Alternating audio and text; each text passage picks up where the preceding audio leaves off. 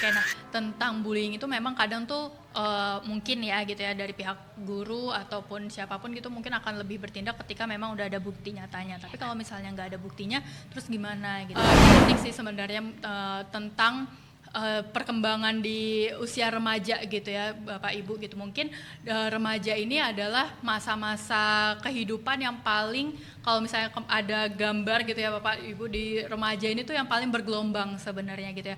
Kayak banyak banget badainya gitu ya di anak-anak remaja ini tadi gitu. Lumayan aktif itu tadi sih anak-anaknya, dan mungkin tadi pertanyaan-pertanyaannya juga out of the box kayak gitu ya, karena tadi ya mereka berarti aware gitu, anaknya ini tadi aware dengan isu-isu atau berita-berita yang ada di luar sana gitu ya, sebagai ketika korban tapi pelakunya ini anak pejabat, terus kayak gimana gitu-gitu kan, lumayan out of the box juga gitu ya pertanyaannya. Jadi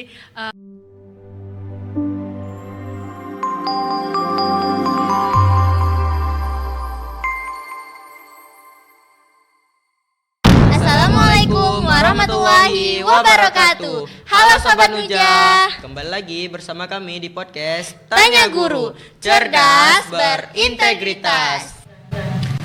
Perkenalkan, nama saya Muhammad Rayhan Putra Yali. Saya dari jurusan Multimedia DKV. Di sini saya sebagai pengurus OSIS di bagian perlengkapan. Di sini saya ditemani oleh rekan saya yang bernama. Perkenalkan, saya Karen Keshananta.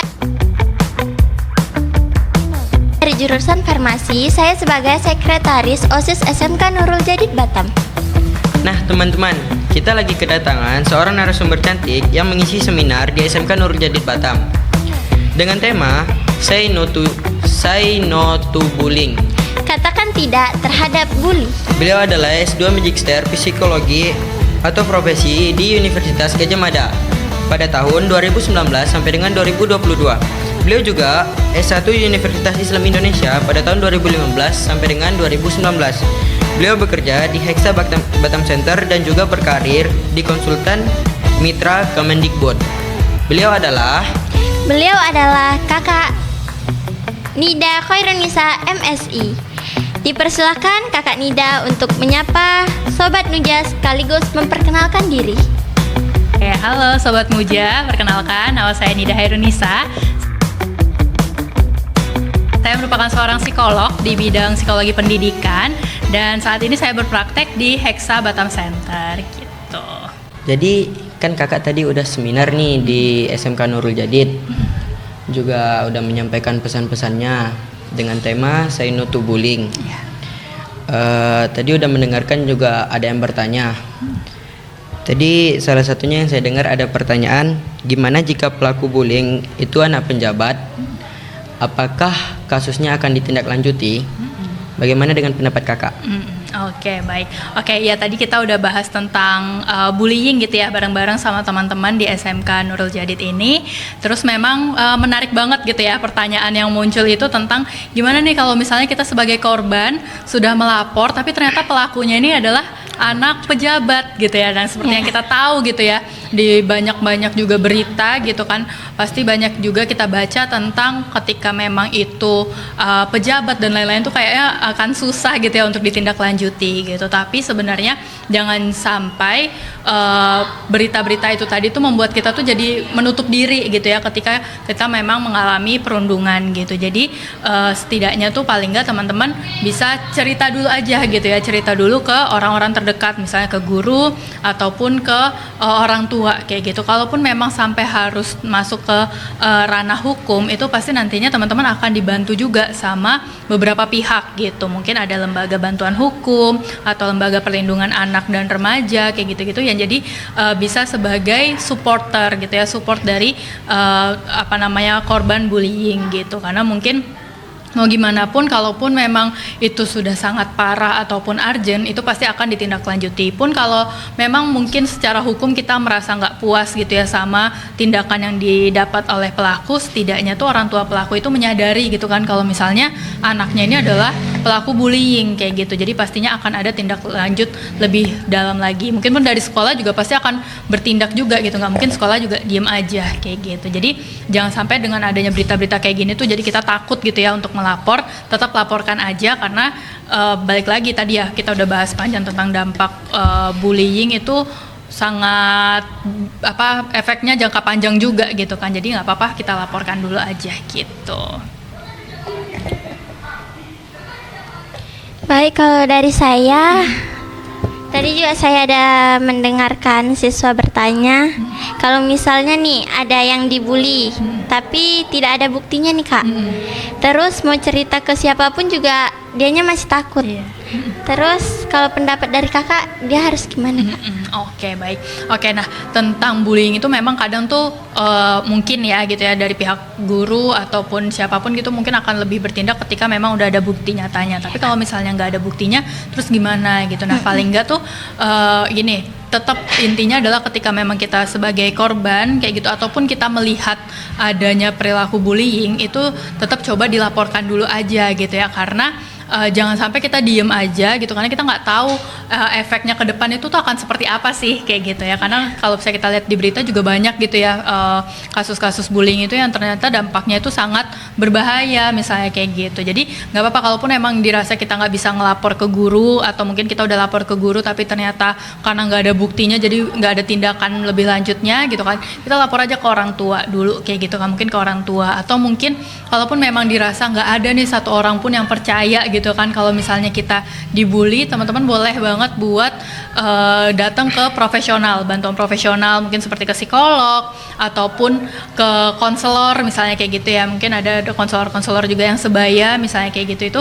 Jadi paling nggak tuh ada tempat buat teman-teman tuh mencurahkan apa sih yang terjadi, apa yang dipikirkan, apa yang dirasakan gitu. Nah, jadi dari sana paling nggak kita membantu diri kita sendiri dulu gitu kan. Jadi walaupun memang mungkin nggak ada bukti nyata dan lain-lain, tapi setidaknya dari diri kita tuh kita udah menolong lah gitu ya, menolong diri kita biar nggak efeknya itu jangka panjang. Nanti mungkin sama psikolog juga pasti akan dilatih gimana ya caranya untuk meningkatkan mungkin kepercayaan dirinya dia lagi, atau mungkin bisa membantu si klien ini untuk bisa lebih melihat dirinya tuh lebih positif lagi gitu kan. Jadi karena kan kita nggak bisa mengendalikan orang-orang di luar diri kita kayak gitu kan ya. Jadi yang bisa kita kendalikan adalah diri kita sendiri gitu. Jadi nggak apa-apa banget gitu buat tetap lapor ataupun mencari bantuan sebisanya kita gitu ya. Kita bisanya mencari bantuan kemana gitu kan, itu paling nggak tuh kita bantu diri kita sendiri dulu gitu. Karena kalau nunggu sampai ada bukti dan lain-lain itu kita nggak tahu ya nanti di titik mana sih kita tuh bisa kuat sama itu semua misalnya kayak gitu kan. Atau mungkin nanti pelaku bullyingnya memang mainnya pinter banget gitu kan sampai nggak ada bukti apa-apa gitu. Tapi mungkin ini juga jadi awareness juga ya buat para guru ataupun orang tua gitu kan, ketika memang anak bercerita tentang dia dibully dan lain-lain, itu tetap perlu kesadaran kita percaya dulu gitu ya sama siswa sama anak gitu. Kalaupun memang belum ada buktinya, paling nggak kita lakukanlah sesuatu gitu kan yang membuat si anak ini jadi percaya gitu kalau misalnya ada apa-apa dia bisa cerita ke guru ataupun ke orang tua gitu. Jadi kalau bagi korban bullying ataupun siapapun itu yang merasa terbully, jangan takut untuk melapor. Ada lagi nih Kak, kenapa pengen jadi psikolog dan apa motivasi Kakak kenapa pengen menjadi psikolog?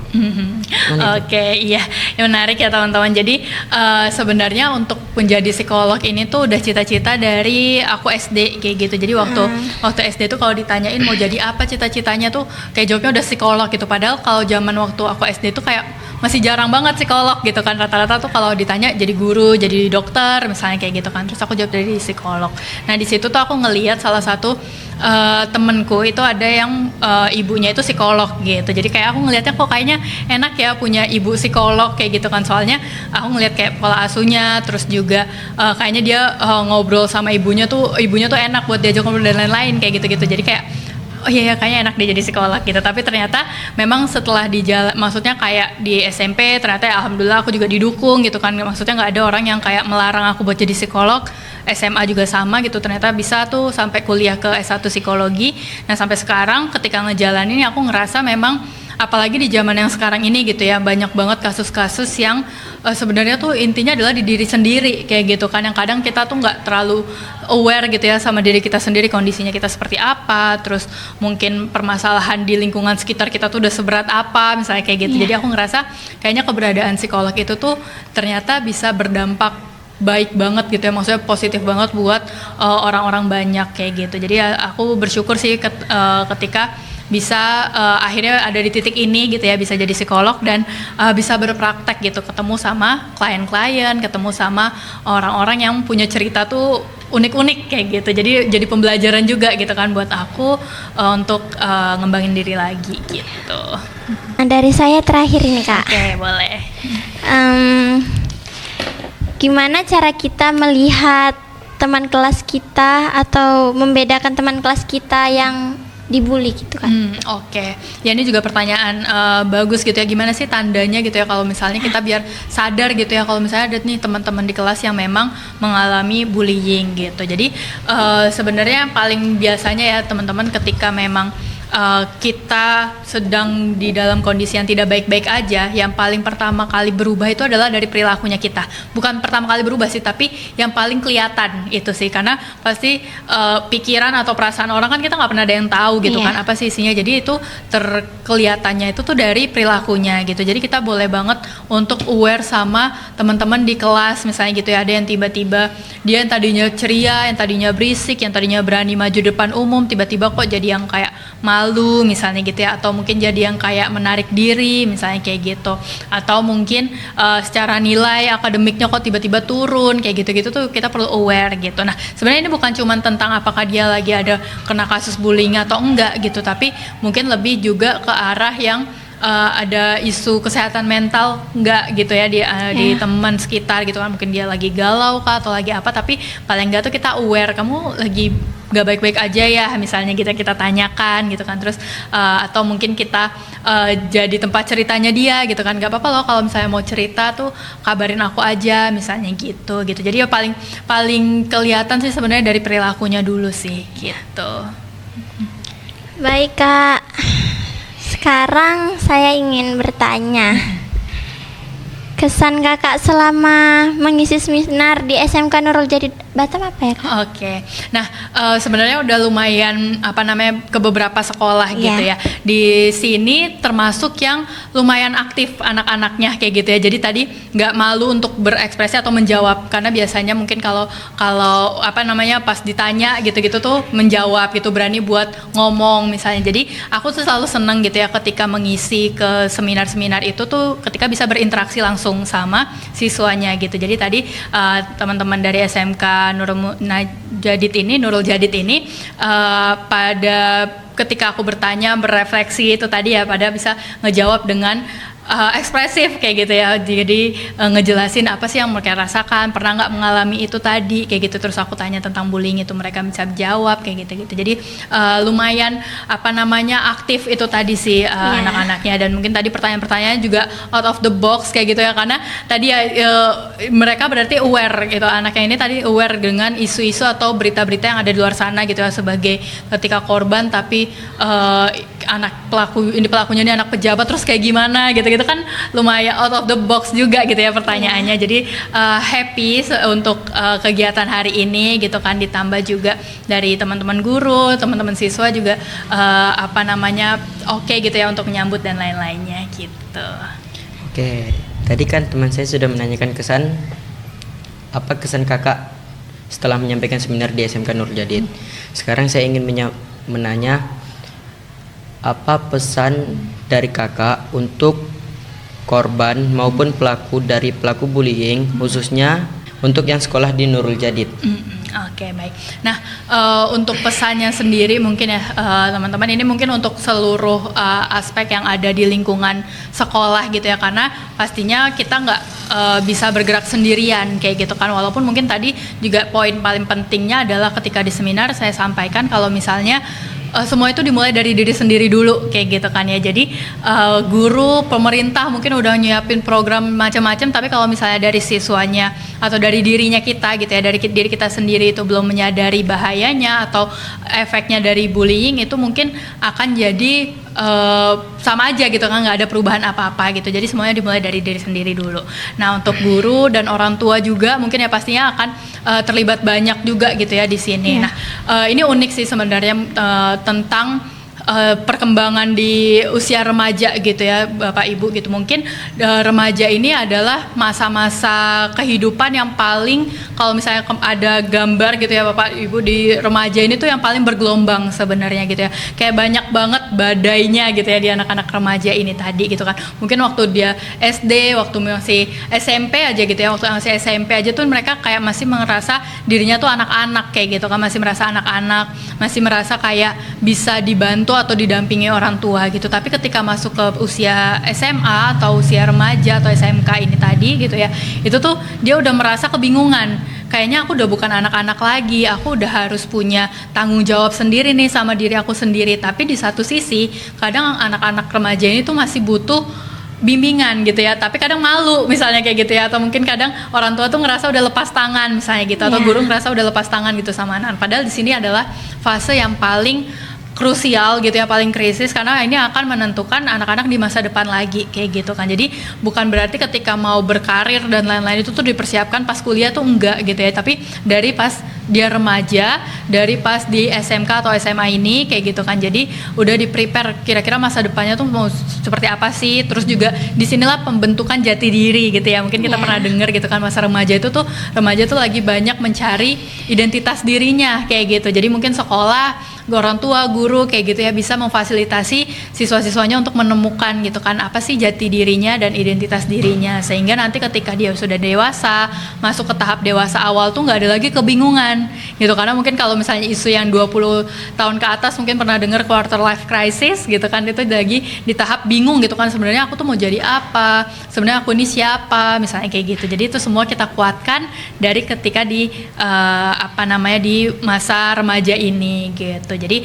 jangan segan-segan gitu ya orang tua, guru gitu buat jadi tempat cerita buat anaknya, buat anak remajanya gitu. Karena di masa ini tuh sebenarnya anak-anak juga lagi pada kebingungan gitu kan, harus apa sih yang diambil segala macam gitu. Nah, ketika memang dia punya tempat buat cerita, buat ngobrol, itu bisa sangat membantu remaja buat mempersiapkan masa depannya gitu.